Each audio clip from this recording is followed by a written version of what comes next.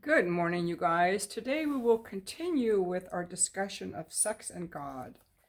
Starting out, let's look at the actual accuracy of the biology in the religious texts.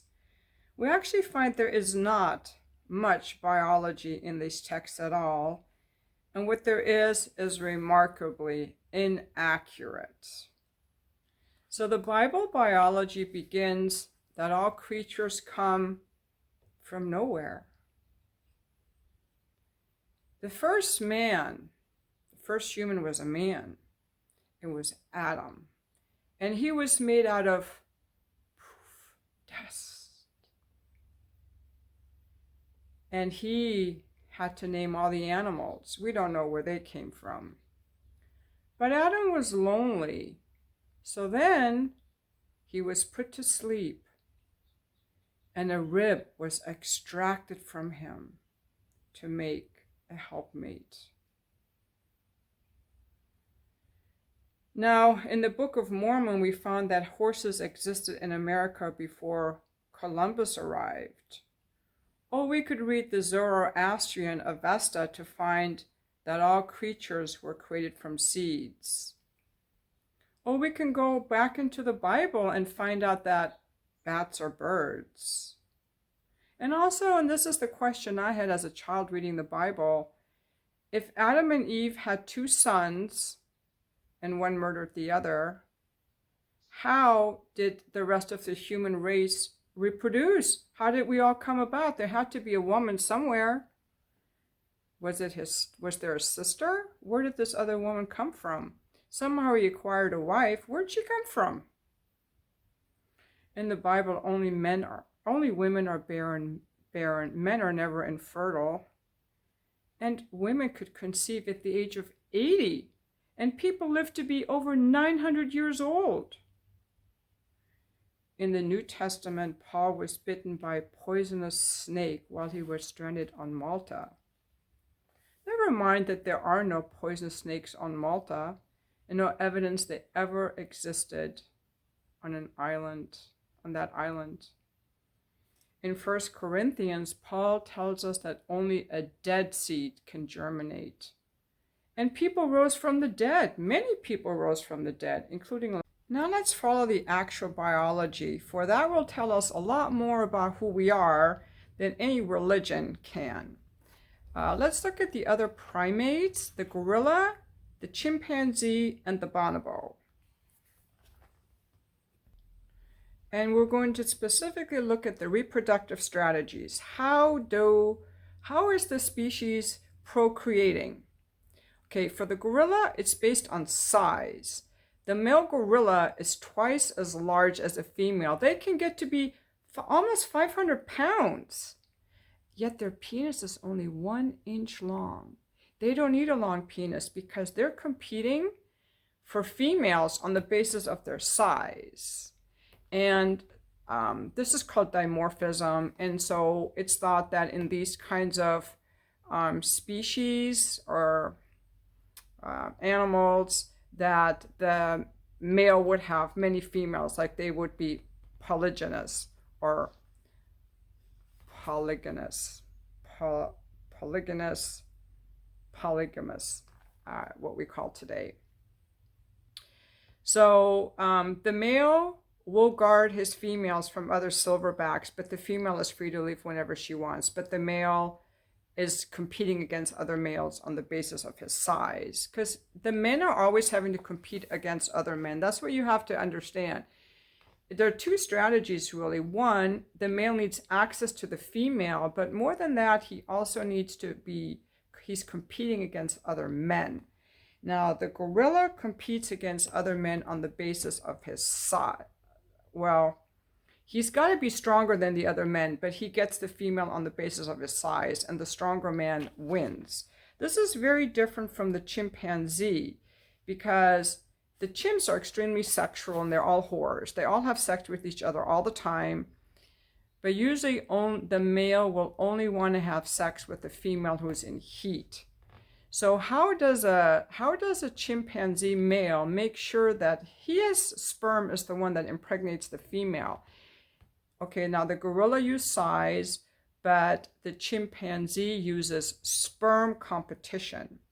Sperm competition is a sexual selection strategy which I find fascinating because it's not on the basis of size, they're similar size, it's the basis of the best sperm. What does it mean to have sperm competition? There are three elements to this for the chimpanzee. First of all, they have giant balls. Their testes are twice as large as humans, so they need to produce a lot of semen. So they produce enough semen to flush out the lingering semen of any males to which their partners may have been recently exposed. Because females have sex several times a day. So the male has to have enough semen to flush out any sperm that's already in there. Second, within the semen of chimps is a substance that forms a plug. Now, what the plug does, it's formed by a protein that coagulates and it prevents subsequent male sperm from fertilizing the egg. There are many species that use this plug strategy. And then the third layer to the sperm competition is this liquefying agent, that there's a liquefying agent in the chimpanzee's sperm known as PSA that can dissolve a plug from the first donor and allow the second donor's sperm to get on with the race. Now, how is that for a fight? And I think this is very overlooked, that we don't really talk about it enough, the sperm competition strategy. That in species that are very sexually liberated, where they're having sex with many partners, the competition is on the basis of sperm. The amount of sperm, the plug, and the liquefying agent. Now let's continue to the bonobo. The bonobo is really the most closely related to humans in the way that they behave. They also have this sperm competition strategy, but they also seem more human than chimps, because while chimps prefer sex doggy style, bonobos prefer face-to-face missionary style sex. They like to kiss. There's a lot of homosexuality, and it's a little bit different in that it is female oriented. Like the female is the leader of the pack, and when another female wants to join the pack, she kind of has to make out with the female leader and lick her clitoris and groom her to be accepted into the pack. And there's a lot of sex that's done to relieve sexual tension, or, when they're stressed, or to celebrate the finding of food. Like sex is used more as a source of pleasure among the bonobos. And unique among mammals, the bonobos have a semi-hidden estrus. Only humans have a similar strategy, and therefore they mate at any time. Remember that we said that the chimpanzee male will only mate with the female when she's in heat, because they can tell. I think their little bottoms turn pinkish. But the bonobos have no external sign of ovulation or estrus, so the males are mating with the females at any time. It's a hidden estrus, which is closest to what the female is. Same with the kissing, the frontal style, preference for sexual positioning. Okay, now let's turn to humans. Just like the bonobos, I hope I said that right, humans have a hidden estrus and can mate at any time, which means that sex is more used as a social bonding mechanism than in a reproductive role. Okay, so that's the one thing that religion really gets very wrong. They say it's for reproduction. It's not. The species that only mate when they're fertile have obvious signs of being fertile. You have to know that you're fertile. It has to have signs. The humans don't. Also, we have sexual dimorphism. The human male is stronger and bigger than the human female, and the male has large testes. So this points to a polygynous tendency or multi-mate strategy, and counters any idea that humans are monogamous. Now, what researchers have not figured out is why the females have breasts. You don't need large breasts to produce milk. Milks are made in the mammary glands. It's irrespective of the size of your breast. Breasts are just fatty tissue. So we do not know why humans evolved to have breasts, and we do not know why the human males evolved to have a larger penis. It could have just been maybe for preference. Maybe men start liking breasts, so women with breasts were more able to pass on their offspring, and maybe as the vagina became longer to incorporate the larger size of the infant coming out, that it needed a larger penis to match the longer vagina. So these are just some ideas. But one thing is for sure, that in other species or in other primates that have a penis bone, the penis bone can easily give the male an erection, but the human male does not have a penis bone. The human male has to rely on good health to get an erection. His pressurizing system has to work. And females often select the male with the best health traits. Now, one factor that's different among the human penis than the penises we've discussed among the other primates is the penis mushroom-shaped head. By the way, some guys do not have a mushroom-shaped head. Some of them are kind of pointy at the tip, and they don't feel as good. I don't like them. I love maybe TMI, I love a nice mushroom-shaped head. But the mushroom-shaped head has a function, and that function is it works as a pump to pump semen out of the vagina. The penis can pump up to 80% of semen out of the vagina, removing semen from any previous mate. Also, whereas a chimp or a bonobo finish in 7 to 15 seconds and gorillas in 1 minute, a human usually has intercourse for 4 minutes or longer. While that's pleasurable for both parties, it allows the man enough time to pump out the previous fellow's semen before depositing his own. Once ejaculation happens, the human male goes flaccid rapidly so as not to pump his own semen out. Now, I could go on to say that the mushroom-shaped head is to increase female pleasure, and that a man with a nice mushroom-shaped head and a hard cock would offer more pleasure to a female, and she would be more likely to want to have repeated sexual encounters with that male. That is my explanation for it, if you're curious. Now, where did this penis pump theory come from? It came from Robin Baker, biology professor at the University of Manchester, England. And based on that research, Gallup and Birch of the State University of New York did some studies where they displaced simulated semen across different prosthetic phalluses, different artificial vaginas, different semen recipes, and different semen viscosities. And they found the magnitude of semen displacement was directly proportional to the depth of thrusting and inversely proportional to semen viscosity.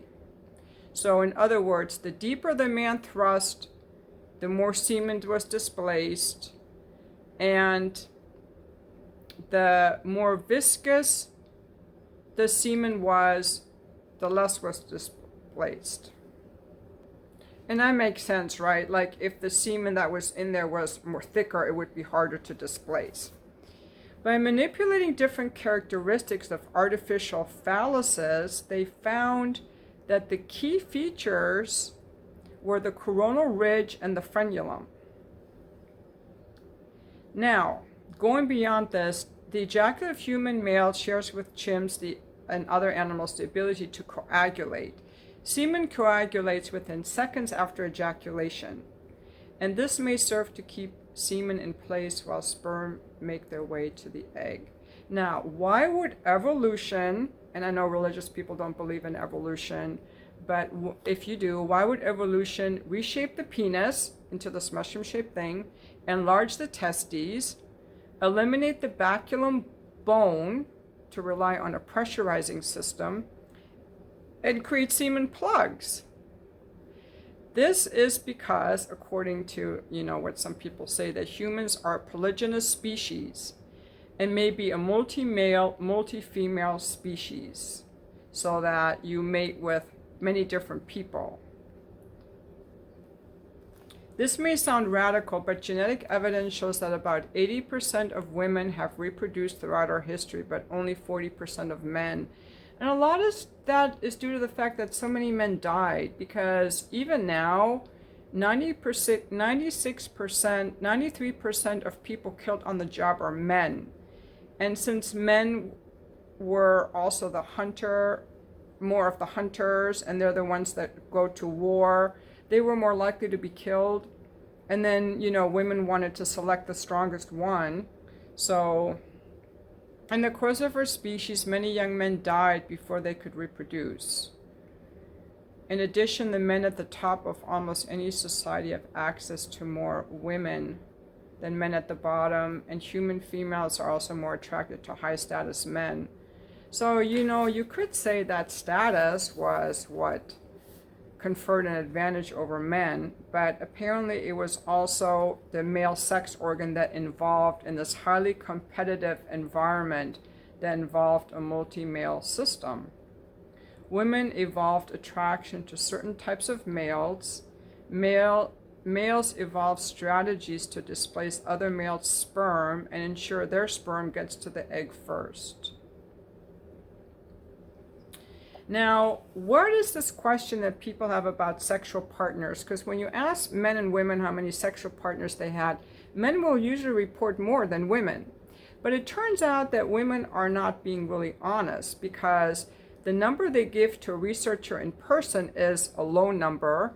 The number they give on an anonymous test is a higher number. And the number that they give if they're told it's a lie detector test is a higher number even than that.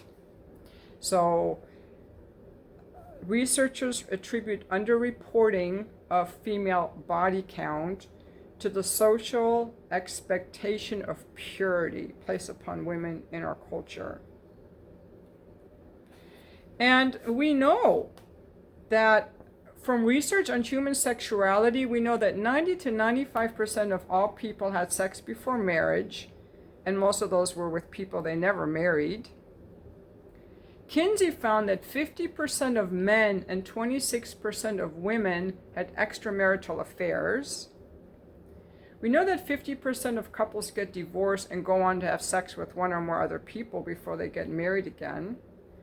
So there's no doubt that a high proportion of people have multiple sex partners over a lifetime, and some people call this serial monogamy.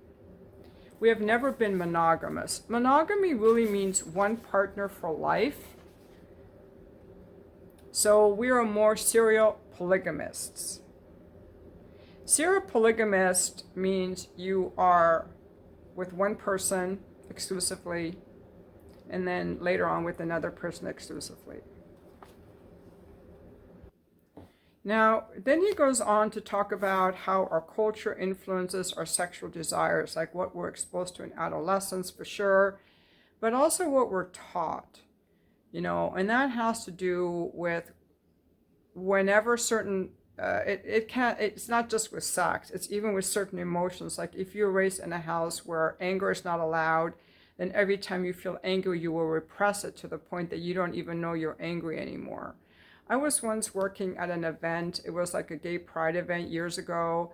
And I was talking to a young man volunteering at the booth. He was like 18 or 19. And he told me, I asked him, when did you realize that you're gay? And he said, only when I was 16.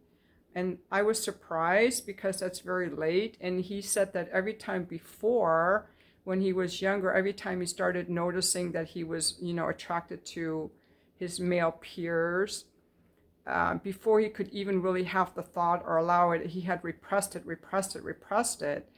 So it wasn't until he was 16 that he actually let it be and let himself feel it. And that's why some women will realize in their 30s or 40s that they're actually gay. So people will repress what they think is wrong or bad before they even are aware of it, or they will have those thoughts and feelings and have a lot of shame and guilt around it. And if you're raised religious and you're taught, you might want to check out some of the Mormon podcast or Cults to Consciousness, where they interview people who have left these very fundamentalist religions and how they had to banish their sexuality and the impact it had on them. It's very interesting, I think. But really, when people are told that they shouldn't feel a certain way, they automatically will repress that. And there's a lot of repression happening in religion because the idea of submission and submissive behavior is very strong. And that could be why there are more women who attend church than men. Because, for example, when men watch sports games and win, their testosterone goes up and they want to have sex when they win.